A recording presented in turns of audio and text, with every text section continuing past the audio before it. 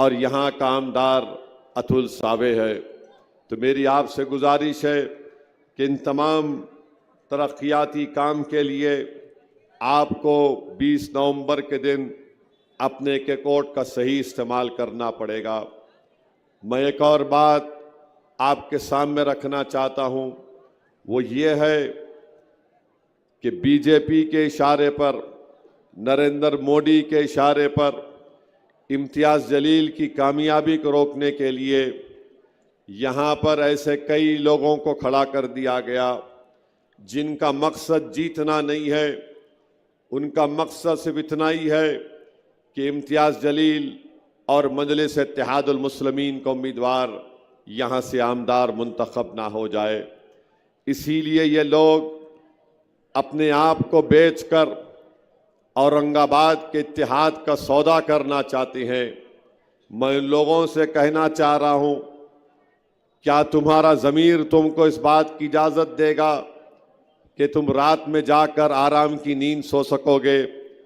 तुम औरंगाबाद को नुकसान पहुंचाकर, तुम औरंगाबाद के इत्तेहाद को नुकसान पहुंचाकर, तुम औरंगाबाद में जो एक सियासी क़ियादत आपने पैदा की, उसको रोकने के लिए तुम अपने आप को वो ताकतों के लिए इस्तेमाल हो रहे हो जो हमारे वजूद के ख़िलाफ़ हैं।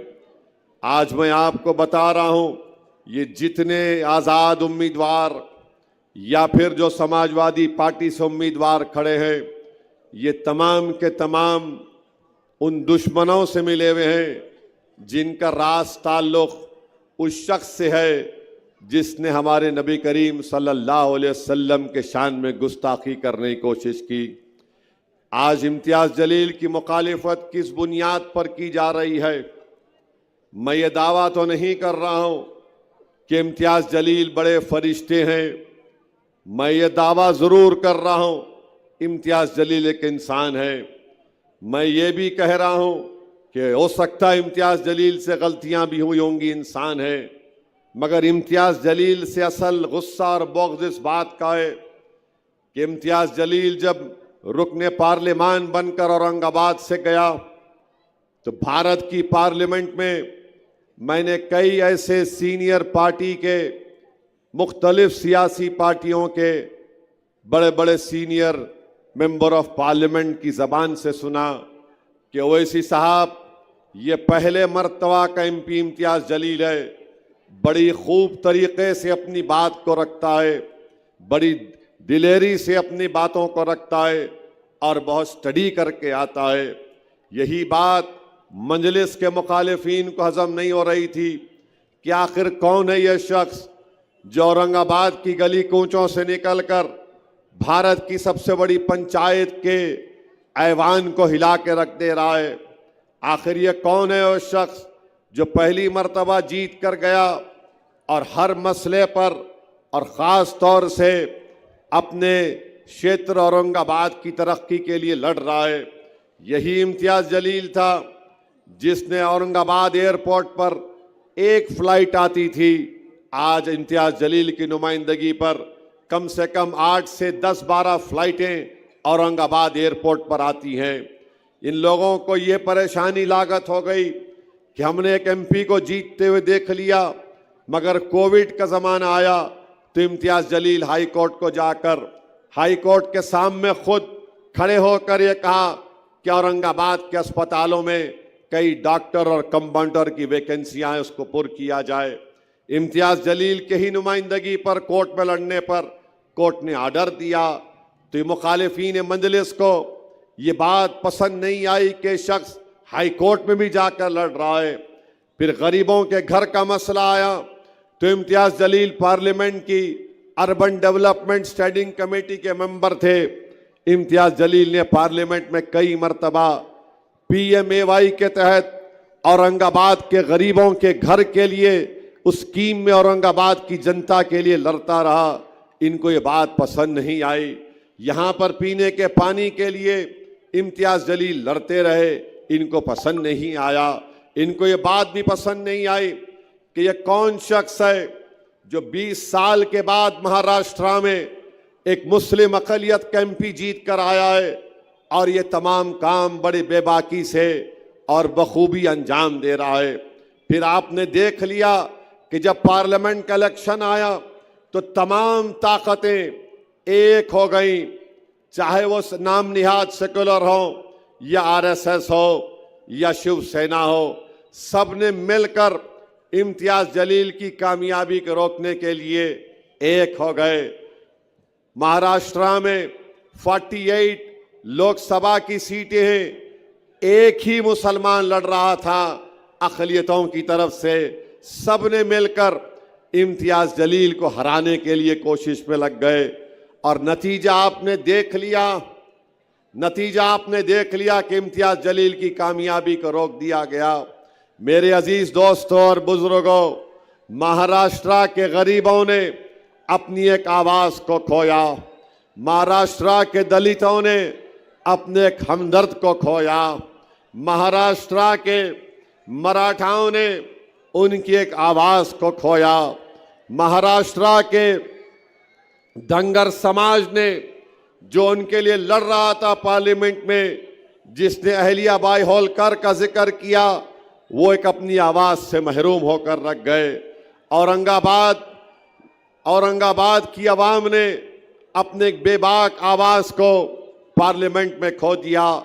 मगर सबसे ज्यादा नुकसान ना सिर्फ औरंगाबाद महाराष्ट्र के अल्पसंख्यक समाज और इन तमाम समाजों को हुआ, बल्कि हिंदुस्तान के, भारत के वो तमाम अक़लियतों को जो ये देख रहे थे कि 2019 से 2024 में मजलिस-ए-इत्तेहादुल मुस्लिमीन के 2 MP मिलकर पार्लियामेंट के दरो दीवार को हिला रहे हैं। आज उत्तर प्रदेश को चले जाइए, बिहार को चले जाइए, कर्नाटका चले जाइए, आप राजस्थान को चले जाइए, सब लोग तकलीफ का इजहार करते हैं कि असदुद्दीन ओवैसी फिर से अकेला हो गया भारत की लोकसभा में।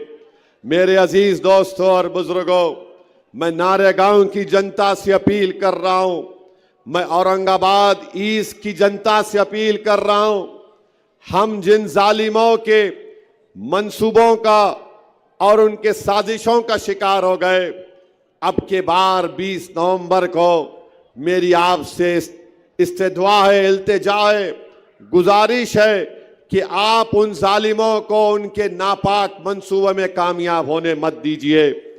एक हो जाइए, मुत्तहदा तौर पर अपने के कोर्ट का इस्तेमाल करिए ताकि महाराष्ट्र की विधानसभा में आपकी बेबाक आवाज जाए। मेरे अजीज दोस्तों और बुजुर्गों, पार्लियामेंट के इलेक्शन में जो नतीजा आया, मैं इम्तियाज जलील के बारे में कहता था कि इम्तियाज जलील मेरा बाजू था, आज मैं अपने बाजू से महरूम हो गया हिंदुस्तान की पार्लियामेंट में। मगर मेरे नारेगांव के इज्जतदार माँ और बहनों, बुजुर्गों, उलमा और मशाइखीन, गयूर नौजवानों, मैं तो अपने बाजू से महरूम हो गया, मगर खुदा के लिए तुम अपने बाजू से महरूम मत हो जाओ। तुम्हारी एक आवाज है इम्तियाज जलील, जो मुझे यकीन है कि महाराष्ट्र के विधानसभा में ना सिर्फ औरंगाबाद सेंट्रल बल्कि पूरी गरीब जनता के लिए इम्तियाज जलील उनकी नुमाइंदगी करेगा। ये जो लोग खड़े हैं, इनका मकसद सिर्फ बीजेपी को जिताना है। ये बीजेपी से मिठाई खा चुके हैं, ये बीजेपी के गुलाब जामुन खा रहे हैं, ये बीजेपी की दी हुई वेजिटेरियन नान खलाई खा रहे हैं और इनका मकसद एक ही है, इनका मकसद एक ही है, जीतना इनका मकसद नहीं है। इनका मकसद यह है कि मोदी जीत जाए और आप और हम हार जाए। फैसला आपको करना है, आप जीतेंगे या फिर बीजेपी आरएसएस जीतेगी, या इम्तियाज जीतेगा या मोदी जीतेगा। ये नारेगांव और औरंगाबाद ईस्ट की आवाम को फैसला करना है। मेरा विजदान मुझसे पुकार पुकार कर कह रहा है कि इंशाअल्लाह ताला यहां से हक की कामयाबी होगी, बातिल की शिकस्त होगी। मेरा विजदान मुझसे पुकार पुकार कर कह रहा है कि ये वो गयूर सरजमीन है औरंगाबाद ईस्ट की, जो किसी से नहीं डरने वालों की सरजमीन है। यहां पर इम्तियाज कामयाब होगा इंशाअल्लाह ताला। और ये जो मीर जाफर मीर सादिक की औलाद है, इनको बदतरीन शिकस्त आप और हम मिलकर देंगे इंशाअल्लाह ताला। हम ये मंजलिस को कामयाब करेंगे ताकि औरंगाबाद ईस्ट की जनता का फायदा हो सके। अरे यहां का एमएलए नाकारा आमदार है जो इन तमाम इलाके जात में काम नहीं करवा सका, इसको फिक्र ही नहीं है। तो मेरी आपसे गुजारिश है कि आप मुत्तहदा तौर पर अपने वोट का इस्तेमाल करिए।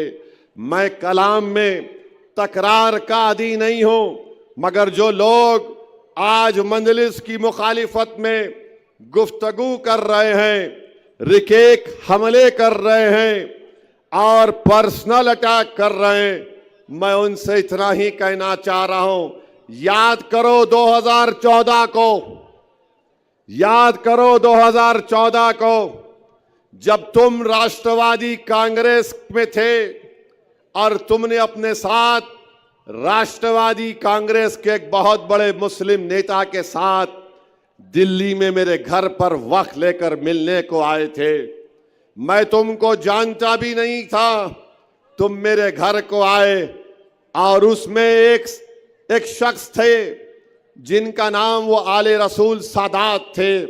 वो मेरे घर में आए, इसरार कर रहे थे। मैंने कहा ये बात करेंगे, तो मुझसे आकर घर में बैठकर मैंने उनकी, जो मुझसे हो सकता था, मैंने उनकी खातर तवाज़ो की। उसके बाद जो एक साहब थे राष्ट्रवादी कांग्रेस के, उन्होंने 2014 में मुझसे कहा था, असदुद्दीन ओवैसी साहब, हम अपने साहिब के पास से आपको पैगाम लेकर आए हैं कि आप इलेक्शन मत लड़िए महाराष्ट्र का, आपको जो चाहिए हम आपको मुहैया कर देंगे। मुझे अच्छी तरह वो अल्फाज याद हैं।